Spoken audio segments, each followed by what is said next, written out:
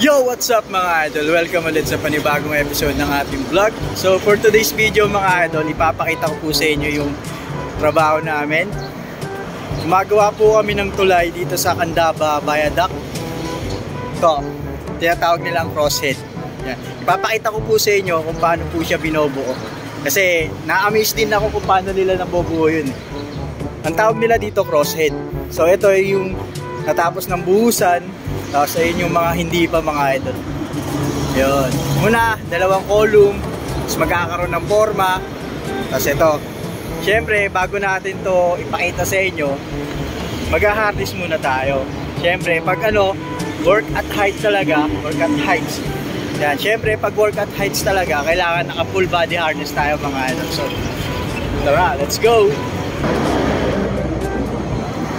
Personal Protective Equipment. Ang PPE ay pinoprovide ng isang kumpanya para sa mga empleyado nila, lalo na kung ang trabaho ay sobrang delikado. Full body harness, pangunahing PPE pag yung trabaho nyo matataas o sa mataas na lugar. Bawat kumpanya merong mga standard pagdating sa kaligtasan. Dito sa work namin, tumaas lang ng 2 meters yung gagawan nyo, kailangan mo na magsuot ng body harness. Outfit check. Ito yung mga outfit check. Ito yung mga full body harness. Yan. Siyempre, sabi ko yan, ito na lang sa ako. Diba? Outfit check.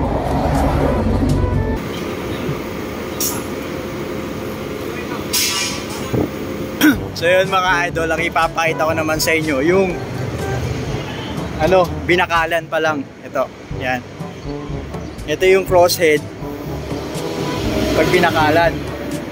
Tingnan nyo, ang kakapal ng bakal mga idol. Ano yan? Siguro pinaka malaki dito 25mm.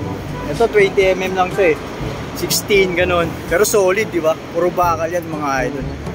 Yan, bago buhusan yan. Doon tayo galing kanino, sa kabila. Yo, tatanggalan na yung forma nun mamayang gabi. Kaya ipapakita ko rin dito sa video na yun kung paano nila babaklasin yung forma. So, punta naman tayo dun sa wala pang bakal mga idol. Yung platform pa lang. Let's go! Kada area may mga permit, kaya hindi pwedeng basta-basta pumasok pag hindi ka authorized magtrabaho doon. Then lahat ng ginagamit na materyales sa isang area, dumadaan muna sa mga safety. Chine-check nila yon bago gamitin. Nilalagyan ng mga tag, tuwing kada 3 buwan pinapalitan nila at ini-inspeksyon. Dito makikita nyo kung gaano ka-secured yung pag-akyat sa pagbaba mo. Ikaw na lang talaga gagawa ng ikadidisgrasya mo So yan mga idol, ito yung rosette na platform pa lang yung nakalagay. Ito yung dalawang column mo. Yung isa, saka yung dalawa. Bago bakalan, ito yung tsura niya mga idol. Diba? Nakakulong talaga sila. Diba? Bago lagyan ng mga bakal, kailangan safe yung gagawa. So doon naman tayo sa papakita ko sa inyo yung column.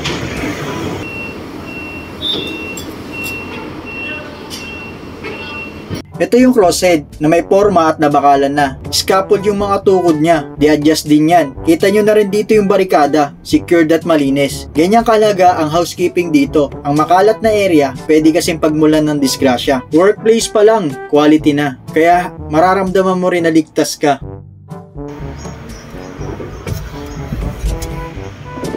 So yun mga idol, nakita nyo naman kung paano binobuo yung crosshead, di ba? Kung gaano kalalaki yung bakal at kung gaano ka safe. Ngayon ipapakita ko naman sa inyo mga idol kung paano siya babaklasin yung forma ng crosshead. Nakita nyo naman, di ba?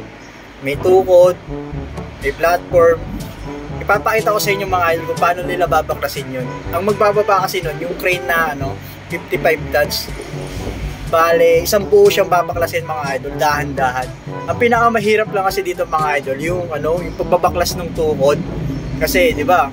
Dahan-dahan ibababa. Nakasupport yung crane, tapos ako nakalalay din habang binabaklas yung tukod. Samahan nyo ako mag-overtime mga idol. Let's go!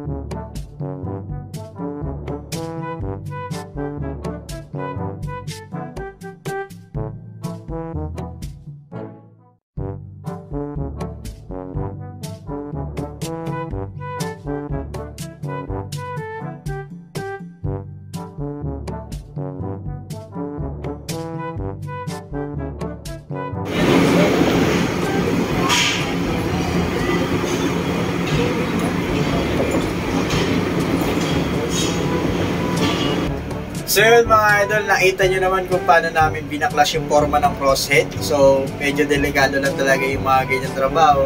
Kaya nga nasabi ko, yung trabaho namin ay bawal magkamali. Kasi pag nagkamali ka talaga dito, pwedeng may mamatay. Pag nangyari yun, lahat kami dito walang trabaho. Kaya iniiwasan namin yun at priority namin yung kaligtasan. So yun mga idol, nakapag-OT pa nga. Ayan yun, sobrang pagod. Uuwi na ako mga idol para makapag-relax. And sana nag-enjoy kayo sa video na to at sa mga sinare ko sa inyo. At muli mga idol, thanks for watching. Huwag kayong mawala hanggang sa susunod natin pagkikita. Paalam!